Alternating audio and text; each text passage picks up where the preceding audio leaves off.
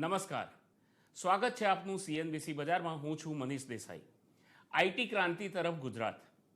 આમ તો આ ટાઇટલ સાંભળીને આશ્ચર્ય થાય, કારણ કે ગુજરાતને સામાન્ય વેપારીઓ કે નાના એસએમઈનો ગઢ માનવામાં આવે છે.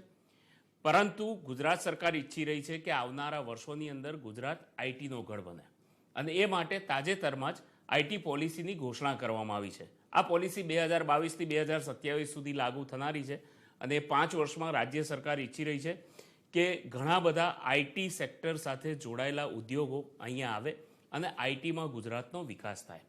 આના ઉપર ખાસ ચર્ચા કરવા માટે આજે આપણે અહીંયા ભેગા થયા છીએ. આપણી સાથે આઈટી સેક્ટર સાથે જોડાયેલા ઘણા બધા તજજ્ઞો છે.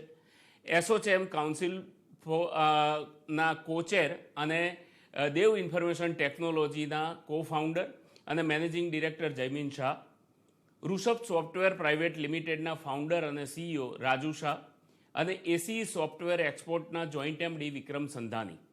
આપ સૌનું આ ચર્ચામાં સ્વાગત છે. આપણે આ ચર્ચાને આગળ વધારીએ, પરંતુ એ પહેલાં જ્યારે ગુજરાત સરકારે આઈટી પોલિસીની ઘોષણા કરી એ વખતે ગુજરાતના મુખ્યમંત્રી ભૂપેન્દ્રભાઈ પટેલ અને સાયન્સ ટેકનોલોજી મંત્રી જીતુભાઈ વાઘાણીએ શું કીધું એ સાંભળીએ. ગુજરાતમાં કેબલ લેન્ડિંગ સ્ટેશનની સ્થાપના માટે નાણાકીય સહાય કરવામાં આવશે.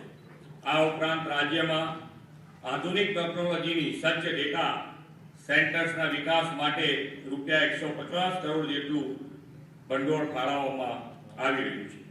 મને સંપૂર્ણ વિશ્વાસ છે કે આ પોલિસીના પરિણામે આવનાર 5 વર્ષમાં ગુજરાતની આઈટી ઇકોસિસ્ટમ સોળે કળાએ ખીલી ઉઠશે અને વર્ષ 2027 સુધીમાં ગુજરાત આઈટી ક્ષેત્રે દેશના ટોચના 5 રાજ્યોની હરોળમાં પોતાનું સ્થાન પ્રાપ્ત કરશે. નવી ઉડાન એ નરેન્દ્રભાઈના નેતૃત્વમાં અંદર હવે આપણને એવું નહીં લાગે આપણે ગાડી ચૂકી ગયા છે. ઓપોર્ચ્યુનિટી એ આપણે ઝડપી લીધી છે. એ આપણને આ પોલિસીની અંદર એ પ્રદર્શિત થયું છે કે આપણે ઓપોર્ચ્યુનિટી હવે લીધી છે. આગામી દિવસોની અંદર આના પણ લીડર બનવા માટેના આત્મવિશ્વાસ સાથે આપણે કશું ચૂકી ગયા નથી, પણ નવી ગાડીમાં બેસીને પૂર ઝડપથી સમગ્ર દેશના લીડર આપણે આઈટી ક્ષેત્રે પણ બની શકીએ એવી સંજોગોને સંભાવના ઊભી થઈ છે. ત્યારે આપ સૌને હું નિમંત્રણ પણ આપું છું. આનો વધારેમાં વધારે લાભ લઈને આ એક ક્ષેત્ર રોજગારીની તકોની આવાથી 1 લાખ રોજગારી 5 વર્ષની અંદર એ માત્ર વાત નથી. માની મુખ્યમંત્રી સાથે બેઠા ત્યારે એમણે સ્પષ્ટ સૂચના આપી કે આપણે પોલિસી માત્ર જાહેર ન કરી, પોલિસી મેકિંગ સ્ટેટ છે આપણું. પારદર્શકતા એ પોલિસીમાં આવે છે, કોઈ પણ વ્યક્તિનો લાભ લઈ શકે. જી, તો બહુ સ્પષ્ટ વાત છે કે ગુજરાત સરકાર ઈચ્છી રહી છે કે આવનારા વર્ષોની અંદર ગુજરાત આઈટી સેક્ટરમાં એક ક્રાંતિ લાવે, અને એ ક્રાંતિ લાવવા માટે જ ખૂબ ઉદાર કહી શકાય એવી આઈટી પોલિસીની આ ઘોષણા કરવામાં આવી છે. સૌથી પહેલાં જયમીનભાઈ, હું આપની પાસે આવીશ. એક પહેલું રિએક્શન, જે રીતે આ પોલિસીની ઘોષણા કરવામાં આવી છે, આઈટી સેક્ટર સાથે તમે ઘણા વર્ષોથી સંકળાયેલા છો, પહેલું રિએક્શન અગર જો કહેવામાં આવે તો આ પોલિસીને કઈ નજરે જોઈ રહ્યા છો તમે? થેન્ક યુ મનીષભાઈ. જો હું આ પોલિસીને જયમીનભાઈ, ઇન્ડસ્ટ્રીની રીતે જોઉં કે 25 વર્ષથી અમે લોકો ગુજરાતમાં આઈટી કંપની ચલાવીએ છીએ, અને જો આ પોલિસીને હું જોઉં તો આ એક પાથ બ્રેકિંગ અને કોમ્પ્રિહેન્સિવ અને એમ કહી શકાય કે સર્વગ્રાહી પોલિસી છે, કે જેમાં દરેકે દરેક ક્ષેત્રનું અને દરેકે દરેક વિભાગનું એ લોકોએ ધ્યાન રાખેલું છે. અને ઇન્ડસ્ટ્રીના જે સજેશન હતા એ બહુ સારી રીતે અને ઇન્ડસ્ટ્રીએ માગ્યું એનાથી વધારે એ લોકોએ આપ્યું છે. એટલે મારી દ્રષ્ટિએ આ એક પાથ બ્રેકિંગ, અને ગુજરાત એ હવે સ્કિલ માટે, ડિજિટલ સ્કિલિંગ માટે, ડિજિટલ ટેકનોલોજીમાં એ ગુજરાત પણ એક નામના મેળવશે. અને જે આ લોકો ગુજરાત ગવર્મેન્ટનો એક ટાર્ગેટ છે કે ભાઈ 1 લાખ જેટલી એમ્પ્લોયમેન્ટ જનરેટ કરવી, એ મારા હિસાબે એ સરળતાથી એચીવ થઈ શકશે. વિક્રમભાઈ, તમે કઈ રીતે જુઓ છો આ પોલિસીને? જેમ જયમીનભાઈએ કીધું કે સ્કિલ ડેવલપ થશે અને રોજગારીના ઘણા અવસર ઊભા થશે. તમને શું લાગે છે આ પોલિસીથી કેટલો ફાયદો આઈટી સેક્ટરને મળશે? રાજકોટમાં અમે છેલ્લા 35 વર્ષથી અમારી આ કંપની એજ સોફ્ટવેર એક્સપોર્ટ્સ કાર્યરત છે. અને શરૂ કર્યું ત્યારે તો કોઈ એવો મેનપાવર ન મળતો, અમે બધાને જાતે ટ્રેન કરતા. એટલે અત્યારે આ પ્રકારની સરકારની પોલિસીથી તો એટલી બધી રાહત લાગે છે કે ખૂબ સારી રીતે વિચારેલી પોલિસી છે. અને પોલિસીમાં જે ઉલ્લેખ છે તે ટાર્ગેટ્સ રિયલી સરાહનીય છે. જેમ કે 3,000 કરોડ અત્યારે ગુજરાતના આઈટી એક્સપોર્ટ છે, તો આ પોલિસીનો ટાર્ગેટ છે કે 5 વર્ષમાં એ 8,000 કરોડમાંથી 25,000 કરોડ સુધી લઈ જવાનો નેમ છે. ગુજરાતને રાષ્ટ્રના 5 ટોપ આઈટી રાજ્યમાં સમાવેશ થાય એ પ્રમાણે ગુજરાતની આગેકૂચ વિચારેલી છે. તો આ ટાર્ગેટ્સ જોતા જ ખ્યાલ આવી ગયો કે આ પોલિસીમાં ખૂબ જ અમારા જેવા બિઝનેસને બેનિફિટ થાય એવી બધી પોલિસીસ છે. અને અંદર વાંચતા એ જોયું કે હયાત યુનિટ્સ એટલે કે એક્ઝિસ્ટિંગ યુનિટ્સના એક્સપાન્શન, નવા યુનિટ્સ તેમજ ગુજરાત બહારની મોટી કંપનીઓને ગુજરાતમાં લઈ આવવાના બધા જ ઇન્સેન્ટિવ્સ આ પોલિસીમાં સમાવેશ થયો છે. સાથે સાથે ડેટા સેન્ટર્સ, સ્કિલ ડેવલપમેન્ટ અને જે નવી બધી ટેકનોલોજીસ છે એ બધાનું પણ ધ્યાન આમાં આપવામાં આવ્યું છે. એટલે આ પોલિસી ખરેખર બરાબર છે. આપણે એ બધાની વિગતવાર ચર્ચા કરીશું. પહેલા રાજુભાઈ પાસેથી પણ એક વ્યૂ જાણી લઈએ. રાજુભાઈ, તમારો ફર્સ્ટ ઓપિનિયન આ પોલિસી વિશે? મારો ઓપિનિયન આ પોલિસી વિશે એવો છે કે આનાથી ડેફિનેટલી જે ટાર્ગેટ છે એ એચીવ થશે, કારણ કે એને બધી રીતે આવરી લેવામાં આવ્યું છે. કેપિટલ એક્સપેન્ડિચર અને ઓપરેશનલ એક્સપેન્ડિચર, એટલે તમે નવા યુનિટને ઇન્સેન્ટિવ આપો છો, એવી જ રીતે અહીંયા જે યુનિટે આટલા વર્ષોથી ઘણું બધું સારું ડેવલપમેન્ટ કરેલું છે, તો એ લોકોને પણ આગળ વધવામાં આ પોલિસીથી ફાયદાકારક થશે. એ લોકો વધારે એગ્રેસિવલી આગળ વધી શકશે. અને વધારે ખાસ તો સ્કિલ ડેવલપમેન્ટમાં જે ખાસ મહત્વ આપ્યું છે અને ઇન્સેન્ટિવ આપેલા છે, એના થકી એક જે એરિયા વીક રહેતો હતો એ એરિયા વધારે સ્ટ્રોંગર થશે. અને આઈટી સેક્ટરમાં સ્કિલ અને એક્સપિરિયન્સ માણસોની જરૂરિયાત બહુ સારી હોય છે અને એ મેઇન રો મટીરિયલ કહેવાય છે. એટલે એ બધામાં આના થકી બહુ ફાયદો થશે એવું દેખાય છે અમને. બિલકુલ. વિક્રમભાઈ, ફરી હું તમારી પાસે આવીશ. સામાન્ય રીતે જો રાજકોટને ધ્યાનમાં લેવામાં આવે તો રાજકોટની ગુજરાત ખાતે અથવા તો ભારત લેવલે એક ઇમ્પ્રેશન એવી છે કે ભાઈ ઓટો પાર્ટ્સ અથવા તો એન્સિલરી સાથે જોડાયેલું રાજ્ય છે, શહેર છે. અને ત્યાં આગળ તમે આઈટી સોફ્ટવેર એક્સપોર્ટનો બિઝનેસ કરી રહ્યા છો અને ઘણા વર્ષોથી કરી રહ્યા છો. જેમ તમે પહેલાં કીધું કે એક્સપોર્ટનું ટાર્ગેટ છે જે 25,000 કરોડનું રાખવામાં આવ્યું છે આ પોલિસીમાં. તો તમને શું લાગે છે કે એક આખા શહેરને કે રાજ્યને બદલવા માટે, એની જે ઇમેજ છે એ બદલવા માટે આ ટાર્ગેટ પૂરતું છે? આનાથી હકીકતમાં 25,000 કરોડનો ટાર્ગેટ ઇઝીલી એચીવ કરી શકાય ખરો?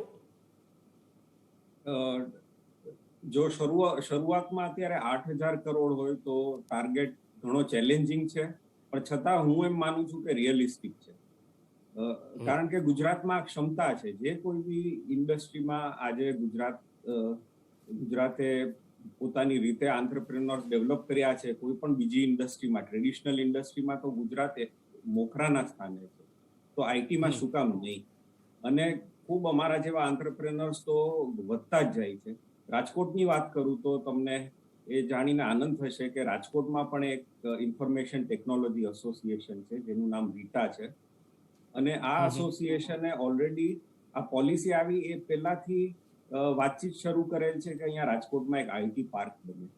તો આવા ઘણા બધા એકમો જો આખા રાજ્યમાં ભેગા થઈ અને એક પોતાનું પીઠબળ ઊભું કરી શકે તો ચોક્કસ આપણી પાસે મેનપાવર છે, ટેલેન્ટ છે. આપણી યુનિવર્સિટીમાંથી આપણા વિદ્યાર્થીઓ જે બીજા રાજ્યમાં જઈ અને સારું કરતા હતા, એના બદલે આપણે પોતે એ લોકોને એમ્પ્લોય કરી અને સારામાં સારું કામ આપી શકીએ.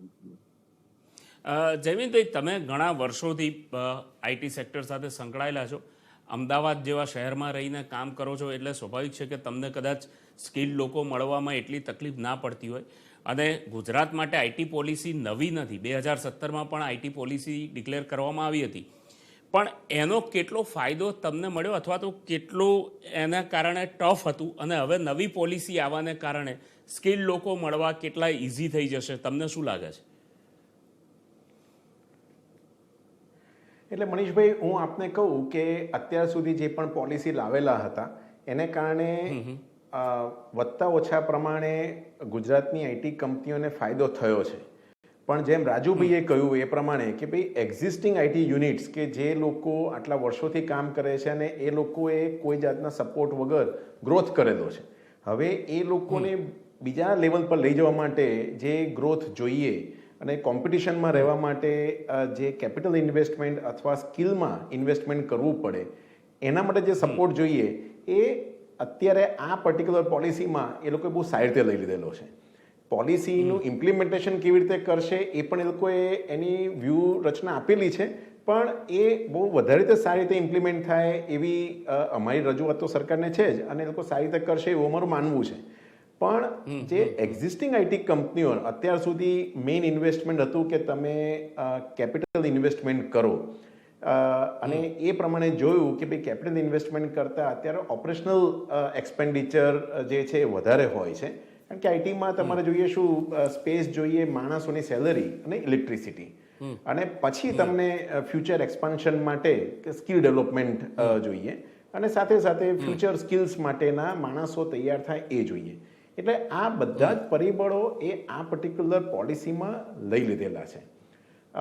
જેમ અમારા મિત્રએ કહ્યું એ પ્રમાણે કે ભાઈ અત્યારે જે પ્રમાણે રિક્વાયરમેન્ટ છે એ પ્રમાણે માણસોને ટ્રેન કરવા અથવા માણસોની અવેલેબિલિટી, અને ગુજરાતમાં લગભગ 3000 જેટલી આઈટી કંપનીઓ છે અને જેમ 25,000 કરોડનો ટાર્ગેટ મૂક્યો છે, મારા હિસાબે એ ટાર્ગેટ ઇઝીલી થઈ શકે, કારણ કે 3000 કંપનીમાંથી ખાલી તમે 25% જ કંપનીઓ લો કે એ 5 કરોડ રૂપિયાનું એ વર્ષે એક્સપોર્ટ કરતી હોય તો એ ટાર્ગેટ આરામથી અચીવ થઈ શકશે. અને આ પર્ટિક્યુલર પોલિસીથી અત્યારે ઘણી બધી આઈટી કંપનીઝ જે નાની આઈટી કંપનીઝ છે એ લોકો પણ એક્સપાન્શનના વિચારો કરી રહ્યા છે અને એ લોકો because of work from home જે પોલિસી છે એ પ્રમાણે ગુજરાતના નહીં પણ ગુજરાતની બહારના લોકોને પણ અત્યારે હાયર કરી રહ્યા છે.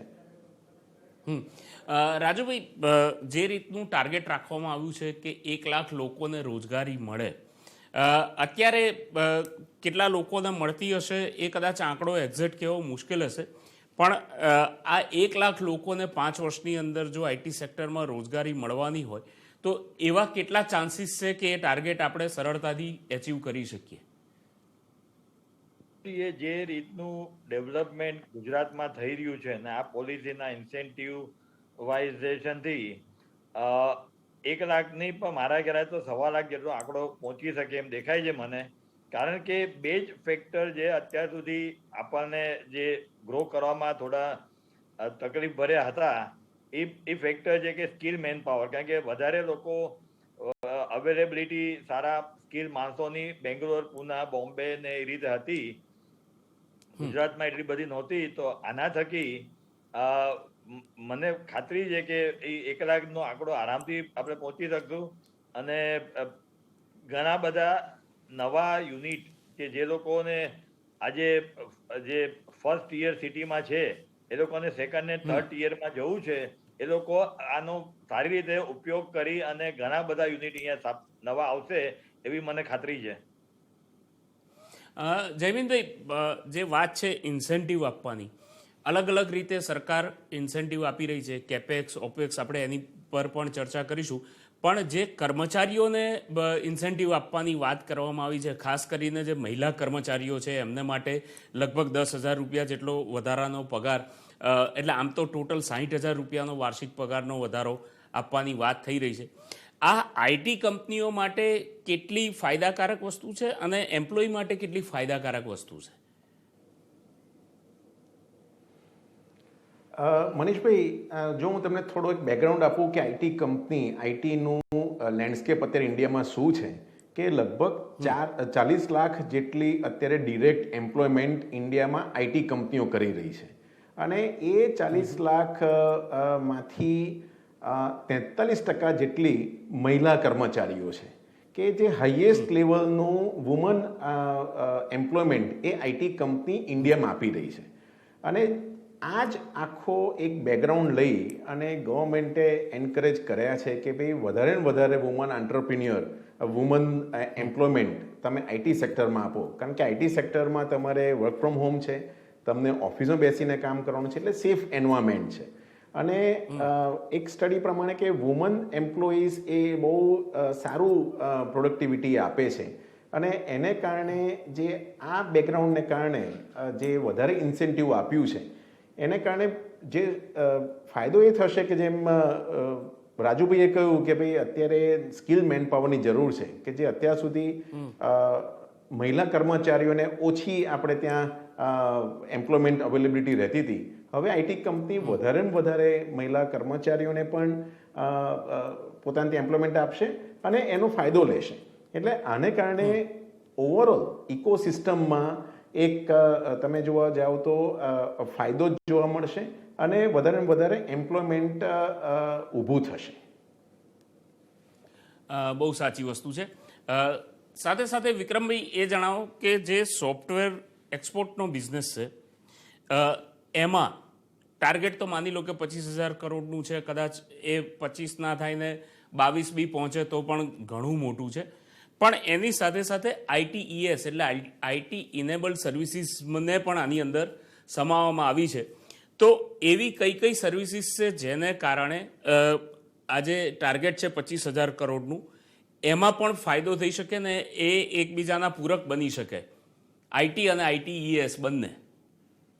હાજી, આઈટી એનેબલ્ડ સર્વિસીસની જો વાત કરીએ તો અમારી શરૂઆત જ એનાથી થઈ હતી 1992ની સાલમાં, કે જ્યારે સૌથી પહેલો અમને આઉટસોર્સિંગનું કામ મળ્યું અમેરિકાથી. ત્યાંના પબ્લિશર માટે અમે કામ શરૂ કર્યું અને ત્યારે ફિઝિકલી બુક્સ રાજકોટ આવતી કુરિયરમાં. જે હવે બધું નવા સાધનો થતા, ઇન્ટરનેટ થતા, 1992માં તો ઇન્ટરનેટ પણ એટલું હતું નહીં. 1993માં આખી દુનિયામાં ખાલી 50 વેબસાઇટ હતી. તો એટલું બધું કામ ગુજરાતમાં આવી શકે એમ છે આઈટી એનેબલ્ડ સર્વિસીસનું. અને આપણી અમુક જે બેઝિક કેપેબિલિટીઝ છે, જેમ કે આપણું અકાઉન્ટિંગ ખૂબ સ્ટ્રોંગ છે, આપણું ફાઇનાન્સ ખૂબ સ્ટ્રોંગ છે. તો આ ટાઈપની બધી સર્વિસીસ આપણે રાજકોટથી કે અમદાવાદથી, બરોડાથી આપણે પ્રોવાઈડ ચોક્કસ કરી શકીએ. અને આ ઘણી વધારે માત્રામાં કામ ગુજરાતને મળી શકે છે. અને જે કદાચ ઘટતું હતું કે આપણી પાસે એટલા ડેટા સેન્ટર્સ કે ક્લાઉડની સુવિધા અને એ બધું આ નવી પોલિસીમાં જે આવરી લેવામાં આવ્યું છે, તો એનાથી ચોક્કસ ડેફિનેટલી આઈટી એનેબલ્ડ સર્વિસીસને અને આઈટી સોફ્ટવેર જે ટ્રેડિશનલ સોફ્ટવેર ઇન્ડસ્ટ્રી છે બંનેને એટલો જ બેનિફિટ થાય એમ છે. બીજું એ છે કે આમાં પોલિસી ચોઇસ જે કરેલી છે ગવર્મેન્ટે, કે ડિરેક્ટલી એમ નથી કહ્યું કે તમે જેટલું એક્સપોર્ટ કરો એના આટલા પર્સેન્ટેજ તમને ઇન્સેન્ટિવ, એવી રીતે સ્ટ્રક્ચર નથી કરેલું. ગવર્મેન્ટે બહુ સરસ સારી સમજ વાપરી અને એ લોકોએ ઇન્સેન્ટિવેટ કર્યું છે રિસોર્સ ક્રિએશન. એટલે કે તમે તમારું કેપિટલ એક્સપેન્ડિચર, તમારું ઓપરેટિંગ એક્સપેન્ડિચર, તમારો સ્ટાફ, એ બધા ઉપર તમે જે ખર્ચ કરો છો એના પર્સેન્ટેજ તમને ગવર્મેન્ટ આપે છે. એનાથી એ એન્શ્યોર થાય છે કે ટર્નઓવર બધું ગુજરાતનું વધે, જે ગુજરાતમાંથી જ જેનું ઉત્પાદન થયું છે. તો મને એમ લાગે છે કે આ પોલિસીનો જે ટ્રસ્ટ છે, કે જે ઇનપુટ્સ છે, રિસોર્સિસ છે, એને વધુ ને વધુ સારી રીતે એમાં ઇન્વેસ્ટમેન્ટ થાય એવો આ પોલિસીનો ટ્રસ્ટ છે. રાજુભાઈ, ડેટા સેન્ટર્સ બનાવવાની વાત થઈ રહી છે અને ડેટા સેન્ટર્સ માટે જરૂરી જે છે એ કેબલ લેન્ડિંગ સ્ટેશન એ ખૂબ જરૂરી વસ્તુ છે અને એના માટે સરકારે ખાસ જોગવાઈ કરી છે. કેટલી જરૂરિયાત છે આ પ્રકારની અત્યાર સુધી ગુજરાતમાં? એનું કેવું ઇન્ફ્રાસ્ટ્રક્ચર છે એ કદાચ તમને વધારે ખ્યાલ હશે. તો એની કેટલી જરૂરિયાત છે અને એ આવવાથી એ સ્ટેશન બનવાથી જે ડેટા સેન્ટર આવનારા સમયની જરૂરિયાત છે એના માટે કેટલી મોટી સેવા ગણાશે? ડેટા સેન્ટરનું બોમ્બે સારું એવું ડેવલપ થયું છે. ગુજરાતમાં ડેવલપમેન્ટ થઈ રહ્યું છે પણ હજી એટલા લેવલ પર નથી પહોંચ્યું મારી દ્રષ્ટિએ. અને આ ઇન્સેન્ટિવ અને આ બધી બેઝિક ઇન્ફ્રાસ્ટ્રક્ચર તૈયાર હશે તો ઘણી બધી કંપનીઓ આ બાબતમાં વધારે ઇન્ટરેસ્ટ લઈને આગળ વધશે. મારી દ્રષ્ટિએ બહુ સારું ઇનિશિયેટિવ છે. એવી જ રીતે આ રિસર્ચ અને ડેવલપમેન્ટમાં પણ ઘણો બધો પોટેન્શિયલ છે કે ગુજરાતમાં નંબર ઓફ કોલેજીસ જે આપણે અહીંયા છે ઘણી સારી છે, અને આ પોલિસીથી આ બધાને આવરી લઈ અને એક જે સ્કિલ ડેવલપમેન્ટનો આખો એક નવો મહાવરો ઉભો તો થશે. એના થકી બહુ સારું ડેવલપમેન્ટ દરેક એરિયામાં ગવર્મેન્ટ જે ગુજરાત ગવર્મેન્ટે વિચાર્યું છે એમાં થઈ શકશે એવું મને દેખાય છે. જયમીનભાઈ, કો વર્ક સ્પેસની વાત થઈ રહી છે પોલિસીની અંદર, અને ખાસ કરીને આઈટી સેક્ટરમાં એક મેં જોયેલું છે, કદાચ તમે એના બહુ અગ્રેસર રહ્યા છો એની અંદર, લોકો જે વર્ક સ્પેસ શેર કરે છે એના એક સરસ પ્રકારનો માહોલ એ વર્ક સ્પેસની અંદર જોવા મળતો હોય છે. જે આઈટીના લોકો જે રીતના કામ કરતા હોય છે એમના માટે બહુ જ અનુકૂળ હોય એ પ્રકારનો આખો માહોલ ત્યાં ઊભો કરવામાં આવતો હોય છે. અને નાના સેન્ટર્સમાં આવા કોવર્કિંગ સ્પેસ ઊભી કરવાની વાત સરકાર દ્વારા કરવામાં આવી રહી છે. કેટલી જરૂરિયાત આવા સ્પેસની છે, અને આઈટીના લોકો જે આ પ્રકારના વર્ક સ્પેસમાં કામ કરવા ટેવાયેલા છે એનાથી એમને કેટલો ફાયદો મળશે? મનીષભાઈ, અમે લોકો તો ઓફલેટ આ બિઝનેસમાં સંકળાયેલા છીએ, અને અમે દેવેક્સ કરીને અમારું કોવર્કિંગ સ્પેસ ની આખી કંપની ઊભી કરી છે. એની અંદર જે અમે લોકોએ જે એક્સપિરિયન્સ કર્યો છે કે અત્યારે છેલ્લા 2 વર્ષમાં 13 થી 15 લોકેશનમાં એ અમારા વેરિયસ કોવર્કિંગ સ્પેસ ચાલુ કર્યા છે. અત્યારે એની અંદર સૌથી વધારે ડિમાન્ડ અત્યારે કોવર્કિંગ સ્પેસમાં છે, અને આફ્ટર પેન્ડેમિક એમાં ડિમાન્ડ બહુ જ વધી ગઈ છે. હવે તમારો બીજો પ્રશ્ન છે કે ભાઈ એ ટિયર 2 સિટીઝમાં એમાં કેટલી ડિમાન્ડ છે. તો ટિયર 2 સિટીઝમાં પણ વધારે ડિમાન્ડ છે, ટિયર 2 ટિયર 3 સિટીઝમાં પણ વધારે ડિમાન્ડ છે. અમે હમણાં રિસન્ટલી રાજકોટમાં ચાલુ કર્યું, અને ત્યાં સૌથી વધારે અત્યારે ડિમાન્ડ ઊભી થઈ છે. આનું કારણ એ છે કે અત્યારે દરેક કંપની, આઈટી કંપની અને આઈટીઈએસ કંપની એ પોતાના એમ્પ્લોઈઝને એન્કરેજ કરે છે કે તમે વર્ક ફ્રોમ હોમ કરો, પણ સાથે સાથે એ લોકોને એક ઓફિસ એન્વાયરમેન્ટ પણ આપવાનો એ લોકોની ડિમાન્ડ છે, અને એમ્પ્લોઈઝની પણ ડિમાન્ડ છે. હવે આ જોગવાઈ તમારે ફેસિલિટી આપવી હશે તો એ કોવર્કિંગ સ્પેસથી જ થશે, કે જે આના ટિયર 2 સિટીઝમાં એક ક્લસ્ટરમાં, સપોઝ અમારું કોવર્કિંગ સ્પેસમાં ઓફિસ મારી છે અને રાજકોટમાં છે, તો રાજકોટને સરાઉન્ડિંગ એરિયા જે હશે ત્યાં જ્યાં સિટીઝ હશે એ લોકો થોડા વખતમાં ત્યાં આવી અને કામ કરી શકે. એક ફાયદો એ છે. બીજું ત્યાં શું છે કે સ્ટાર્ટઅપ કંપનીઓને સ્પેસ જોઈતી હોય છે. હવે એ લોકોની ડિમાન્ડ એવી હોય છે કે આજે મારે 2 માણસ જોઈએ, કાલે મારે 4 માણસ જોઈએ, અને એ પ્રમાણે એ લોકોની સ્પેસની ડિમાન્ડ પ્લસ ઓર માઇનસ થતી જાય. અને એવી જ રીતે એસએમઈ કંપનીઓની ડિમાન્ડ પણ ઉપર નીચે થતી જાય છે, જે કોવર્કિંગ સ્પેસમાં બહુ સારી રીતે એડ્રેસ થઈ શકે. એટલે ગવર્મેન્ટે જે આ પર્ટિક્યુલર કોવર્કિંગ સ્પેસ જે પોતાની રીતે સરસ રીતે એડ કર્યું છે, એ બહુ જ એની લાંબે જતાં બહુ જ એની સારી ઇફેક્ટ થશે. અને હું એવું માનું છું કે આઈટી પાર્ક કરતાં પણ આવા મલ્ટિપલ કોવર્કિંગ સ્પેસની ડિમાન્ડ અને એમાં લોકોની શું કહેવાય ઇન્ટરેસ્ટ વધશે. વિક્રમભાઈ, તમને એક પ્રશ્ન પૂછું, એના જ સંદર્ભમાં પછી રાજુભાઈને મારે એક પ્રશ્ન પૂછવો છે. સૌથી પહેલી વસ્તુ તો કેપેક્સ અને ઓપેક્સ જે રીતે સરકાર ઇન્સેન્ટિવ આપવાની વાત કરી રહી છે, કેપિટલ એક્સપેન્ડિચર અને ઓપરેટિવ એક્સપેન્ડિચર, ત્રણેય કંપનીઓ વર્ષોથી, તમે જે 3 અમારી સાથે જોડાયા છો એ લોકો વર્ષોથી કામ કરી રહ્યા છે. કેપેક્સની જરૂરિયાત શરૂઆતના તબક્કે હોય છે કે દરેક તબક્કે પડતી હોય છે, વિક્રમભાઈ? ઓકે, કારણ કે આઈટી બિઝનેસનું જેવું એક્સપાન્શન થાય અને જેવી તમારે નંબર ઓફ સીટ્સ વધારવી પડે એટલે તરત જ કેપિટલ એક્સપેન્ડિચર કરવું પડે. અને બીજી બધી ઇન્ડસ્ટ્રી જે ટ્રેડિશનલ ઇન્ડસ્ટ્રી છે જેમાં મશીનરીની લાઈફ 15 વર્ષ 20 વર્ષ હોય છે, આઈટીમાં ઓબ્સોલેસન્સ રેટ એવરેજ કદાચ 3-4 વર્ષ તમે સેમ ટેકનોલોજી કમ્પ્યુટર્સ વાપરી શકો. એટલે ખૂબ કેપિટલ એક્સપેન્ડિચરની નીડ હોય છે. અને આ પોલિસીમાં સારું એટલું બધું છે કે નવા યુનિટનું એક્સપાન્શન પણ આવરી લેવામાં આવ્યું છે. એટલે કે એક્ઝિસ્ટિંગ યુનિટનું એક્સપાન્શન પણ કવર કરી લીધું છે. એટલે માત્ર કેપેક્સ અને ઓપેક્સનો જે ઇન્સેન્ટિવ છે એ નવા યુનિટ માટે જ સીમિત નથી, પણ એક્ઝિસ્ટિંગ યુનિટ જો એક્સપાન્ડ કરે અને એક્સપાન્શનની લિમિટ પણ ઘણી નાની રાખી છે. એટલે એ લોકો એક્સપાન્ડ કરે તો આ બેનિફિટ નો લાભ લઈ શકે. એ રાજુભાઈ, એના જ સંદર્ભમાં હું તમને ઓપરેટિવ એક્સપેન્ડિચરનો ક્વેશ્ચન પૂછું છું કે એ કેટલું જરૂરી હોય છે એક નાના યુનિટ માટે, મીડિયમ યુનિટ માટે અને મોટી કંપની માટે પણ? એ જરૂરી દરેક કંપનીને હોય છે. જેમ કે વિક્રમભાઈએ કીધું કે દરેક નવો એમ્પ્લોયી તમારું એક જે પણ લેટેસ્ટ સોફ્ટવેર સાથે કમ્પ્યુટર અને વર્કિંગ સ્પેસ અને નેટવર્કિંગ ને ક્લાઉડ, એટલે કન્ટિન્યુઅસલી એક જણ જેમ સીટ વધે એમ ડાયરેક્ટલી મલ્ટિપ્લિકેશનમાં એનો ખર્ચો વધતો હોય છે. એટલે ઘણી કંપનીને આ રીતની જરૂરિયાત હોય છે કે જેમ જેમ સીટ વધારે એમ વધારે કેપિટલ એક્સપેન્ડિચર પર પર્સન કન્ટિન્યુઅસલી એના મલ્ટિપ્લિકેશનમાં જરૂર પડે જ છે. હમણાં તો પાછી લેટલી હાર્ડવેરમાં તો પાછી ડિમાન્ડ ને સપ્લાય નો પણ એક ચેલેન્જ આવી ગઈ છે કે પ્રાઇસીસ બહુ સારા વધી ગયા છે હમણાં. રાઈટ. આપણે આ ચર્ચાને અહીંયા વિરામ આપીશું કારણ કે આપણી પાસે સમયનો થોડોક અભાવ છે. આપ ત્રણ મહાનુભાવ જયમીનભાઈ, રાજુભાઈ, વિક્રમભાઈ, આપ સૌનો આભાર આ ચર્ચામાં જોડાયા બદલ, અને આશા રાખીએ કે આવનારા 5 વર્ષ માટેની આઈટી પોલિસી હકીકતમાં ગુજરાતને ક્રાંતિ તરફ દોરી જાય. દર્શક મિત્રો, આપ ક્યાંય જશો નહીં, આપ જોતા રહો CNBC બજાર.